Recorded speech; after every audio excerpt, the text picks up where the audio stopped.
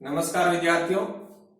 आज का जो हमारा टॉपिक है वो है इक्विलिब्रियम कांस्टेंट, जिसको हम हिंदी में कहते हैं साम्य स्थिरांक। आज इस वीडियो के माध्यम से हम दो बिंदुओं पर चर्चा करेंगे, जिसमें हमारा पहला बिंदु ये रहेगा कि साम्य स्थिरांक यानी इक्विलिब्रियम कांस्टेंट क्या होता है, और दूसरा बिंदु यह रहेगा कि ऐसे कौन कौन से कारक हैं जो साम्य स्थिरांक के मान को प्रभावित करते हैं। तो आपसे मेरा निवेदन है कि आप अपनी कॉपी और पेन निकाल लीजिए, बराबर नोट करते रहिए। देखो, इससे पहले वाले वीडियो में मैंने आपको बताया था कि रासायनिक साम्य यानी साम्य अवस्था क्या होती है। रासायनिक साम्य एक उत्क्रमणीय अभिक्रिया के अंदर स्थापित होता है। माना एक उत्क्रमणीय अभिक्रिया निम्न है, रिएक्टेंट से प्रोडक्ट और प्रोडक्ट से वापस रिएक्टेंट बन जाता है। तो ऐसी रासायनिक अभिक्रियाएं जो कि दोनों दिशाओं में चलती है, रिएक्टेंट से प्रोडक्ट बनते हैं और फिर प्रोडक्ट से पुनः रिएक्टेंट बन जाते हैं। तो ऐसी रासायनिक अभिक्रियाओं को हम उत्क्रमणीय अभिक्रियाएं यानी रिवर्सिबल रिएक्शंस कहते हैं। तो उत्क्रमणीय अभिक्रिया के अंदर जब रिएक्टेंट से प्रोडक्ट बनता है तो उस अभिक्रिया को हम बोलते हैं अग्र अभिक्रिया। अग्र अभिक्रिया। और जब प्रोडक्ट से रिएक्टेंट बनते हैं तो उस अभिक्रिया को हम बोलते हैं प्रतीप अभिक्रिया। प्रतीप अभिक्रिया। अब देखो, किसी उत्क्रमणीय अभिक्रिया के लिए रासायनिक साम्य या साम्य अवस्था क्या होती है। देखो, किसी उत्क्रमणीय अभिक्रिया की वह अवस्था जिस अवस्था में अगर अभिक्रिया एवं प्रतीप अभिक्रिया दोनों का वेग बराबर हो जाता है तथा रिएक्टेंट एवं प्रोडक्ट की सांद्रता लगभग स्थिर हो जाती है, तो उस अवस्था को हम उत्क्रमणीय अभिक्रिया की साम्य अवस्था या रासायनिक साम्य यानी केमिकल इक्विलिब्रियम कहते हैं। तो देखो, कोई भी उत्क्रमणीय अभिक्रिया होती है, उस उत्क्रमणीय अभिक्रिया में जब वह अभिक्रिया प्रारंभ होती है उस समय अग्र अभिक्रिया का वेग मैक्सिमम होता है और प्रतीप अभिक्रिया का वेग मिनिमम होता है। अब जैसे जैसे समय आगे बढ़ता है वैसे वैसे अग्र अभिक्रिया का वेग कम होता जाता है और प्रतीप अभिक्रिया का वेग बढ़ता जाता है। एक कंडीशन ऐसी आ जाती है कि अगर अभिक्रिया और प्रतीप अभिक्रिया का वेग बराबर हो जाता है तो उस कंडीशन में रिएक्टेंट एवं प्रोडक्ट की सांद्रता लगभग स्थिर हो जाती है। तो उस अवस्था को हम उत्क्रमणीय अभिक्रिया की साम्य अवस्था या रासायनिक साम्य कहते हैं। यदि हम किसी उत्क्रमणीय अभिक्रिया के लिए समय और वेग के मध्य आरेख बनाना चाहें तो ये आरेख निम्न प्रकार से प्राप्त होता है। देखो, यानी एक उत्क्रमणीय अभिक्रिया के लिए हम समय और वेग के बीच में आरेख बनाना चाहें तो यह आरेख निम्न प्रकार से प्राप्त होगा। हम जानते हैं कि उत्क्रमणीय अभिक्रिया के अंदर एक अग्र अभिक्रिया होती है, एक प्रतीप अभिक्रिया होती है। तो प्रारंभ में जब रिएक्शन प्रारंभ होती है उस समय अग्र अभिक्रिया का वेग मैक्सिमम होता है और प्रतीप अभिक्रिया का वेग मिनिमम होता है। तो आरेख इस तरह से प्राप्त होता है। देखो,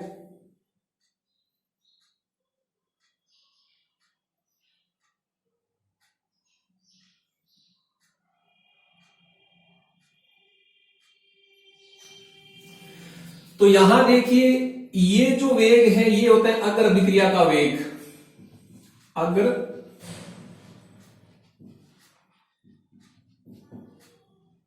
अभिक्रिया का वेग, और ये होता है प्रतीप अभिक्रिया का वेग। प्रतीप अभिक्रिया का वेग, और ये होती है साम्य अवस्था, जिसको हम रासायनिक साम्य भी कहते हैं। तो इस आरेख से स्पष्ट है कि जब उत्क्रमणीय अभिक्रिया प्रारंभ होती है उस समय अग्र अभिक्रिया का वेग मैक्सिमम होता है और प्रतीप अभिक्रिया का वेग मिनिमम होता है यानी शून्य होता है। अब जैसे जैसे अभिक्रिया आगे बढ़ती है, जैसे जैसे समय आगे बढ़ता है, वैसे वैसे अग्र अभिक्रिया का वेग कम होता जाता है, प्रतीक अभिक्रिया का वेग बढ़ता जाता है। और एक कंडीशन ऐसी आती है कि अग्र अभिक्रिया और प्रतीक अभिक्रिया दोनों का वेग बराबर हो जाता है तथा रिएक्टेंट एवं प्रोडक्ट की सांद्रता लगभग स्थिर हो जाती है, तो उस अवस्था को हम बोलते हैं साम्य अवस्था या रासायनिक साम्य। तो देखो, किसी उत्क्रमणीय अभिक्रिया के अंदर जब साम्य अवस्था प्राप्त हो जाती है, जब रासायनिक साम्य स्थापित हो जाता है, तब देखो क्या होता है,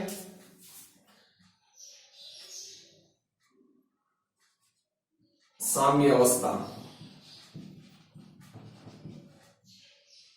साम्य अवस्था पर देखो, जब साम्य अवस्था प्राप्त हो जाती है तब अगर अभिक्रिया एवं प्रतीक अभिक्रिया का वेग बराबर हो जाता है। अगर अभिक्रिया का वेग और प्रतीक अभिक्रिया का वेग, प्रतीक अभिक्रिया का वेग है वो बराबर हो जाता है। ये एक नंबर बात हो गई, ठीक। यानी जब उत्क्रमणीय अभिक्रिया के अंदर साम्य अवस्था यानी रासायनिक साम्य स्थापित हो जाता है, तब अगर अभिक्रिया का वेग एवं प्रतीक अभिक्रिया का वेग बराबर हो जाता है। अब देखो, अगर अभिक्रिया का वेग क्या होगा और प्रतीक अभिक्रिया का वेग क्या होगा, तो हम आगे पढ़ेंगे। एक होता है द्रव्य अनुपाती क्रिया नियम, जिसको हम वेग नियम भी कहते हैं, जो कि सन 1867 के अंदर गुल्डबर्ग एवं वागे नामक वैज्ञानिक ने दिया था। इस नियम के अनुसार किसी रासायनिक अभिक्रिया का जो वेग है वो उस रासायनिक अभिक्रिया में भाग लेने वाले क्रिया कारकों के सक्रिय द्रव्यमान के गुणनफल के समानुपाती होता है। तो देखो, द्रव्य अनुपाती क्रिया नियम के अनुसार, द्रव्य अनुपाती क्रिया नियम के अनुसार, द्रव्य अनुपाती क्रिया नियम के अनुसार। अब देखो, द्रव्य अनुपाती क्रिया नियम से अग्र अभिक्रिया का वेग क्या होगा।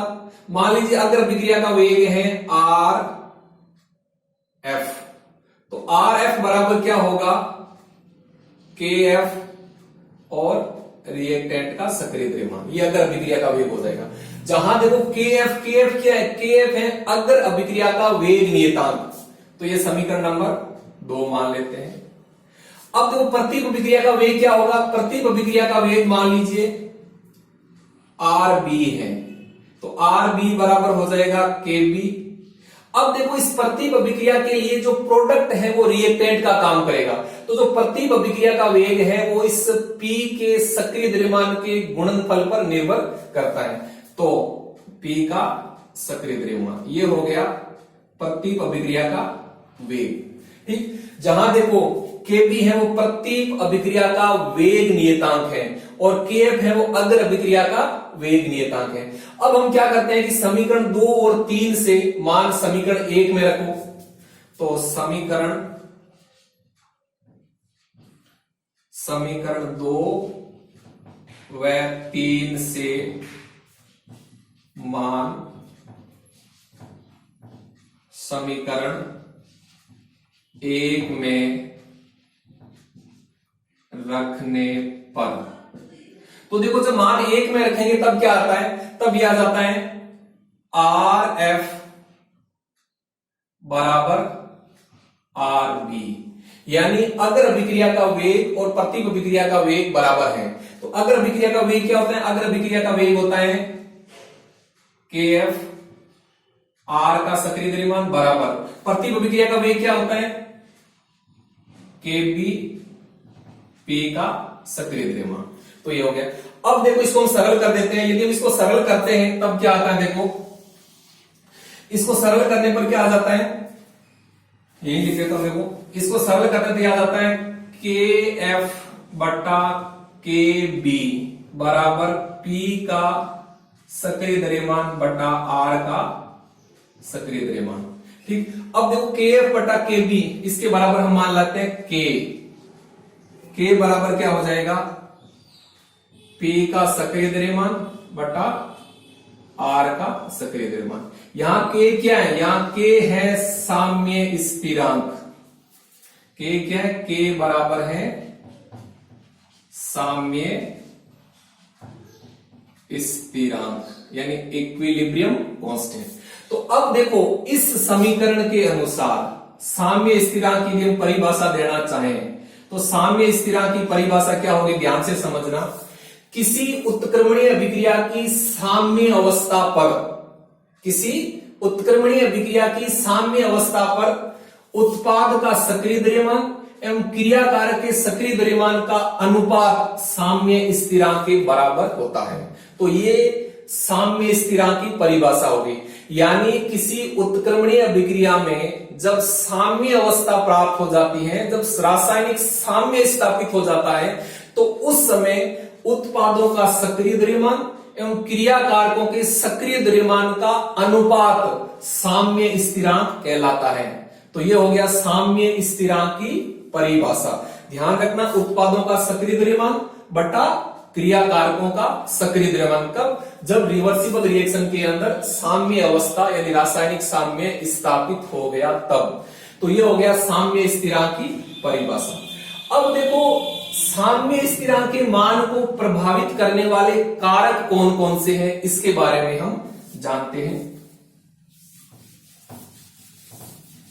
तो साम्य स्थिरांक के मान को प्रभावित करने वाले कारक,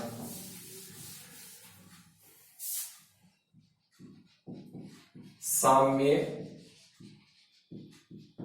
स्थिरांक के मान को प्रभावित करने वाले कारक, यानी ऐसे कौन कौन से कारक हैं जो साम्य स्थिरांक के मान को प्रभावित करते हैं। तो देखो साम्य स्थिरांक बराबर के बराबर क्या होता है, उत्पादों का सक्रिय द्रव्यमान बटा रिएक्टेंट का सक्रिय द्रव्यमान। अब देखो साम्य स्थिरांक का परिमाण क्या होगा, यानी के का परिमाण, यानी साम्य स्थिरांक का मान क्या हो सकता है। देखो साम्य स्थिरांक का मान इस फॉर्मूले के अनुसार क्या हो सकता है, साम्य स्थिरांक का जो मान है वो 1 हो सकता है या 1 से कम हो सकता है या 1 से अधिक हो सकता है। ठीक, यानी साम्य स्थिरांक का मान 1 हो सकता है, साम्य स्थिरांक का मान 1 से कम हो सकता है, साम्य स्थिरांक का मान 1 से अधिक भी हो सकता है। देखो साम्य स्थिरांक का मान 1 कब आएगा, जब प्रोडक्ट एवं रिएक्टेंट दोनों की सांद्रता बराबर होगी, तब साम्य स्थिरांक का मान 1 आएगा। और जब प्रोडक्ट की सांद्रता अधिक है और रिएक्टेंट की सांद्रता कम है, तो उस समय साम्य स्थिरांक का मान 1 से अधिक आएगा। और जब प्रोडक्ट की सांद्रता कम है और रिएक्टेंट की सांद्रता ज्यादा है, तो उस समय साम्य स्थिरांक का मान है वो 1 से कम आएगा।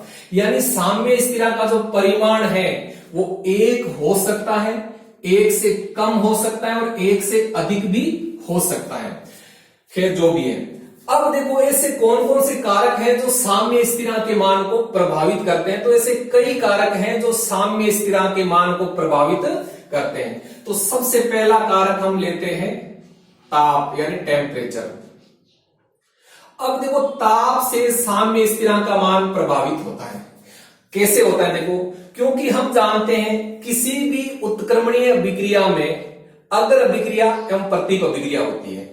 इन दोनों अभिक्रियाओं पर ताप का प्रभाव भिन्न भिन्न होता है, क्योंकि अगर अग्र अभिक्रिया एंडोथर्मिक है तो प्रतीप अभिक्रिया निश्चित रूप से एक्सोथर्मिक होगी, और अगर अग्र अभिक्रिया एक्सोथर्मिक है तो प्रतीप अभिक्रिया एंडोथर्मिक होगी।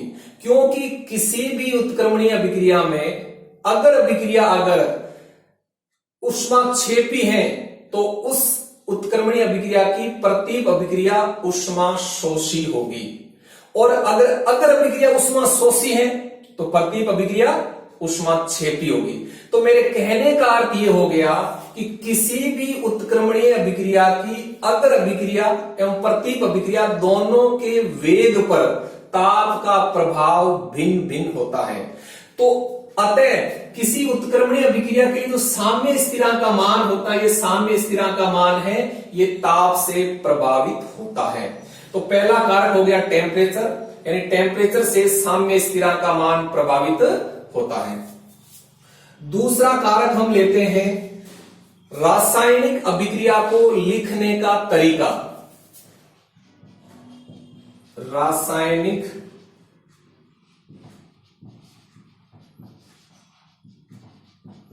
अभिक्रिया को लिखने का तरीका। तो देखो, रासायनिक अभिक्रिया को लिखने का जो तरीका है, उस तरीके से भी साम्य स्थिरांक का मान प्रभावित होता है। कैसे प्रभावित होता है? देखो, मान लीजिए अपने पास में एक उत्क्रमणीय अभिक्रिया है A प्लस बी, और इनसे बन रहा है C प्लस डी, ठीक। और इस अभिक्रिया को मैंने एक तो इस रूप में लिख दिया, और एक मैं इस अभिक्रिया को इस रूप में भी लिख सकता हूं। देखो, C प्लस डी,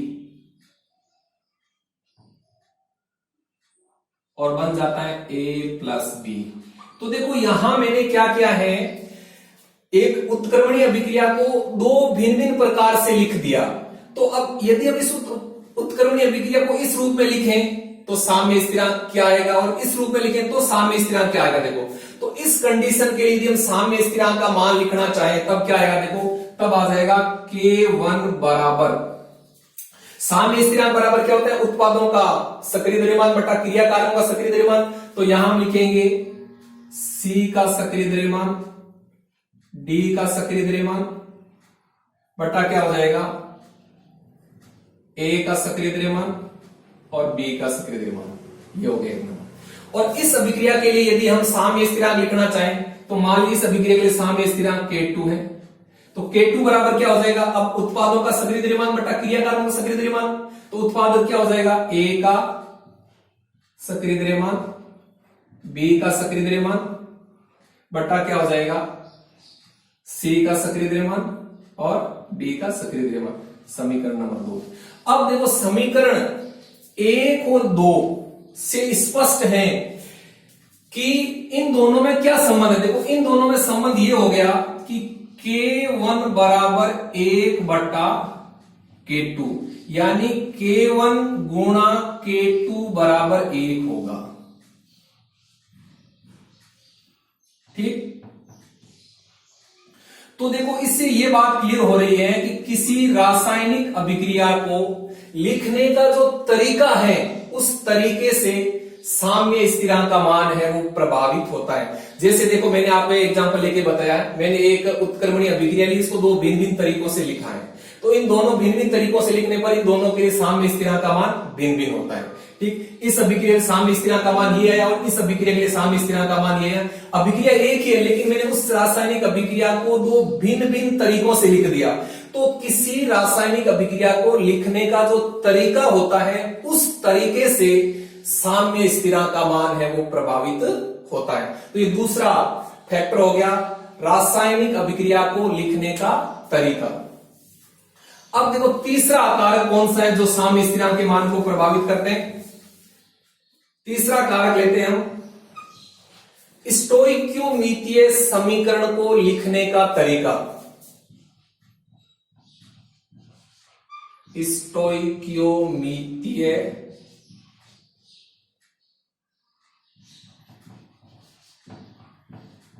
समीकरण को लिखने का तरीका। तो देखो, स्टोइकियोमीतीय समीकरण को लिखने का जो तरीका होता है, उस तरीके से भी साम्य स्थिरांक का मान है वो प्रभावित होता है। कैसे? देखो, हम एक एग्जांपल से समझते हैं। मान लीजिए हम देखो एक रिवर्सिबल रिएक्शंस लेते हैं।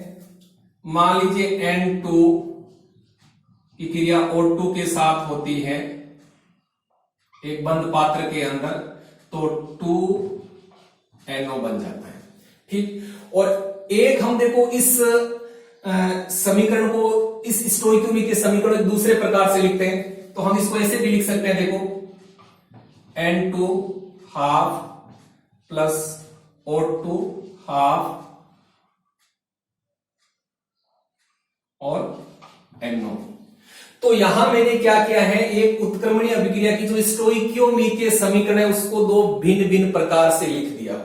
अब देखो इन दोनों अभिक्रियाओं के लिए हम साम्य स्थिरांक लिखें तो साम्य स्थिरांक का मान क्या आएगा। यदि हम इस अभिक्रिया के साम्य स्थिरांक लिखना चाहें तो हमारे साम्य स्थिरांक K1 है, तो K1 क्या आ जाएगा, देखो यानी उत्पादों का सक्रिय द्रव्यमान बटा क्रिया का सक्रिय द्रव्यमान, तो उत्पाद क्या है NO, तो NO का सक्रिय द्रव्यमान। अब NO के 2 मोल है तो NO की पावर 2 हो जाएगी, बटा क्या हो जाएगा, देखो रिएक्टेंट का सक्रिय द्रव्यमान, रिएक्टेंट क्या है N2 और O2, तो N2 का सक्रिय द्रव्यमान और O2 का सक्रिय द्रव्यमान, ये समीकरण नंबर 1 हो गई। ठीक, अब हम इस अभिक्रिया के लिए हमने क्या किया है, अभिक्रिया वही है लेकिन स्टोइकियोमेट्री समीकरण है अभिक्रिया की, उसको एक अलग प्रकार से लिख दिया। तो अब इस अभिक्रिया के लिए हम साम्य स्थिरांक का मान लिखना चाहें तो क्या होगा, देखो K2 बराबर क्या हो जाएगा, NO का सक्रिय द्रव्यमान बटा क्या हो जाएगा, N2 का सक्रिय द्रव्यमान की पावर हाफ और O2 का सक्रिय द्रव्यमान की पावर हाफ, ये हो गया 2। तो अब देखो आप समीकरण 1 और 2 को देखिए, तो जहां देखो K1 और K2 दोनों का मान अलग अलग है, तो इसका अर्थ ये हो गया कि स्टोइकियोमेट्री समीकरण को लिखने का जो तरीका है उस तरीके से साम्य स्थिरांक का मान प्रभावित होता है। अब देखो यदि हम K1 और K2 में संबंध देखना चाहें तो इन दोनों में देखो संबंध क्या आ जाता है, इन दोनों में संबंध ये आ जाता है कि यदि हम इसका स्क्वायर कर दें K2 का तो K1 प्राप्त हो जाता है, तो K1 is equal to K2 का स्क्वायर, ये संबंध हो जाता है। ठीक, या हम इसको ऐसे भी लिख सकते हैं, यदि हम K1 का वर्गमूल ले लें, क्या ले लें, वर्गमूल ले लें, यानी अंडर रूट K1 बराबर K2, एक ही बात है। तो यहां देखो K1 और K2 का मान अलग अलग है, तो इसका अर्थ ये हो गया कि स्टोइकियोमेट्री समीकरण को लिखने का जो तरीका होता है उस तरीके से साम्य स्थिरांक का मान प्रभावित होता है। तो ये तीसरा फैक्टर हो गया स्टोइकियोमेट्री समीकरण को लिखने का तरीका। ठीक, अब चौथा फैक्टर कौन सा है जो साम्य स्थिरांक के मान को प्रभावित करते हैं, तो चौथा फैक्टर है वो है पदार्थों की मात्रा, पदार्थों की मात्रा। देखो उत्क्रमणीय अभिक्रिया के अंदर जो रिएक्टेंट और प्रोडक्ट होते हैं उन रिएक्टेंट और प्रोडक्ट की मात्रा है वो किस सांद्रता इकाई में हम ले रहे हैं।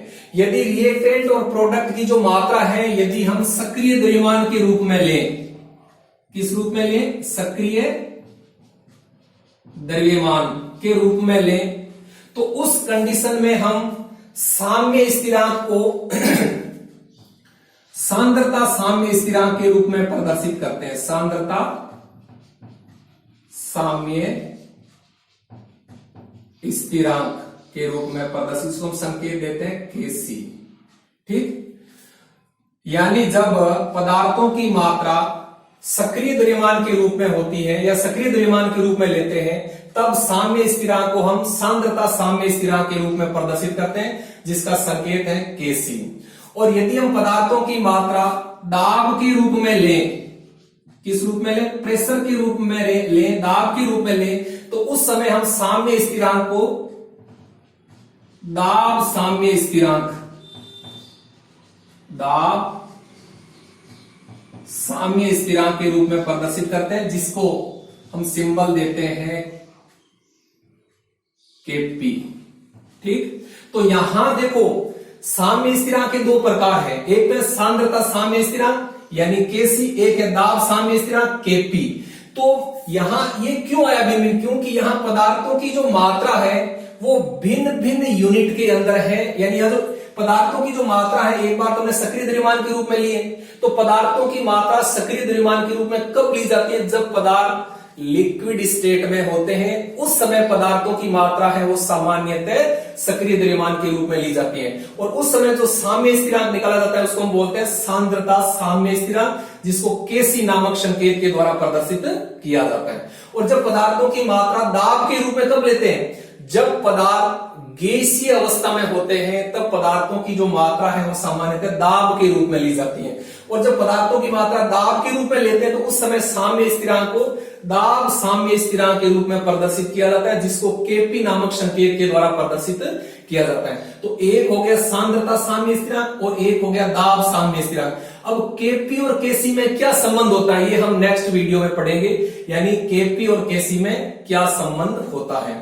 तो इस प्रकार से मैंने आपको 4 कारक बताए हैं जो साम्य स्थिरांक के मान को प्रभावित करते हैं। पहला कारक था टेम्परेचर यानी ताप, दूसरा कारक है रासायनिक अभिक्रिया को लिखने का तरीका, तीसरा कारक है स्टोइकियोमीतीय समीकरण को लिखने का तरीका, और चौथा कारक है पदार्थों की मात्रा। तो ये जो 4 कारक हैं जो कि साम्य स्थिरांक के मान को प्रभावित करते हैं। और साम्य स्थिरांक का जो मान है वो 1 हो सकता है, 1 से कम हो सकता है या 1 से अधिक भी हो सकता है। और साम्य स्थिरांक बराबर क्या होता है? उत्क्रमणीय अभिक्रिया की साम्य अवस्था पर उत्पादों का सक्रिय द्रव्यमान और क्रियाकारकों के सक्रिय द्रव्यमान का अनुपात होता है, यानी K बराबर प्रोडक्ट का सक्रिय द्रव्यमान बटा रिएक्टेंट का सक्रिय द्रव्यमान। अगर प्रोडक्ट और रिएक्टेंट दोनों का सक्रिय द्रव्यमान बराबर है तो K का मान 1 आएगा। अगर प्रोडक्ट का सक्रिय द्रव्यमान ज्यादा है और रिएक्टेंट का सक्रिय द्रव्यमान कम है तो उस समय K का मान 1 से अधिक आएगा।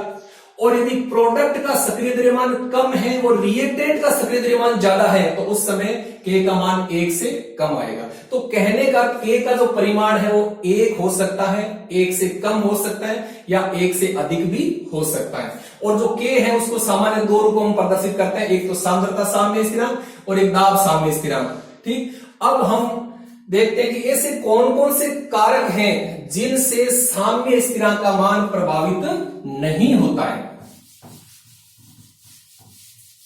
तो वे कारक जिनसे साम्य स्थिरांक का मान प्रभावित नहीं होता है, वे कारक जिनसे साम्य स्थिरांक का मान प्रभावित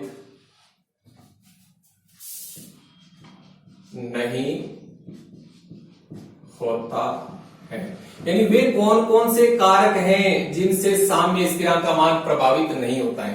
तो उसमें एक कारक है पदार्थों की मात्रा,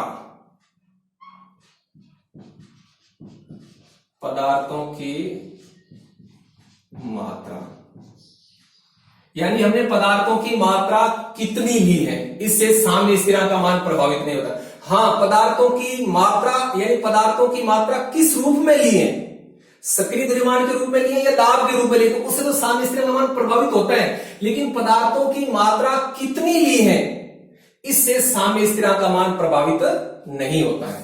तो पदार्थों की मात्रा से साम्य स्थिरांक का मान प्रभावित नहीं होता है। नंबर 2, उत्प्रेरक। उत्प्रेरक अभिक्रिया में डाला या नहीं डाला, इससे साम्य स्थिरांक का मान प्रभावित नहीं होता है। हाँ, यदि उत्प्रेरक डालते हैं तो साम्य अवस्था जल्दी प्राप्त हो जाती है, क्योंकि उत्प्रेरक अग्र अभिक्रिया और प्रति अभिक्रिया दोनों के वेग को समान रूप से प्रभावित करता है। तो जब हम किसी रिवर्सिबल रिएक्शन के अंदर उत्प्रेरक डालते हैं तो उस कंडीशन में उस रिवर्सिबल रिएक्शन के अंदर साम्य अवस्था यानी रासायनिक साम्य अपेक्षाकृत जल्दी स्थापित हो जाता है। लेकिन रासायनिक साम्य स्थापित होने पर जो साम्य स्थिरांक का मान आता है वह साम्य स्थिरांक का मान उत्प्रेरक से प्रभावित नहीं होता है। तो उत्प्रेरक से साम्य स्थिरांक का मान प्रभावित नहीं होता है। नंबर 3, अक्रिय गैसों की उपस्थिति। अक्रिय गैसों की उपस्थिति, अक्रिय गैसों की उपस्थिति से भी साम्य स्थिरांक का मान प्रभावित नहीं होता है। और नंबर 4 साम्य अवस्था प्राप्त करने की दिशा। साम्य अवस्था को प्राप्त करने की दिशा, यानी हम साम्य अवस्था को अगर दिशा से प्राप्त कर रहे हैं या प्रतीक दिशा से प्राप्त कर रहे हैं, इससे साम्य स्थिरांक का मान प्रभावित नहीं होता है। तो यहां मैंने आपको ये 4 कारक बताए हैं जिनसे साम्य स्थिरांक का मान प्रभावित नहीं होता है। एक तो पदार्थों की मात्रा, उत्प्रेरक अक्रिय गैसों की उपस्थिति और साम्य अवस्था को प्राप्त करने की दिशा, इनसे साम्य स्थिरांक का मान प्रभावित नहीं होता है। अब आप असाइनमेंट के रूप में एक क्वेश्चन नोट कीजिए। तो आप क्वेश्चन लिखिए, साम्य स्थिरांक को परिभाषित करो, और इसका दूसरा भाग लिखिए, साम्य स्थिरांक के मान को प्रभावित करने वाले किन्हीं 2 कारकों को समझाइए। तो दोबारा सुनिए, आज का असाइनमेंट के रूप में क्वेश्चन, साम्य स्थिरांक को परिभाषित करो और इसका दूसरा भाग लिखो, साम्य स्थिरांक के मान को प्रभावित करने वाले किन्हीं 2 कारकों को समझाइए। धन्यवाद, थैंक यू।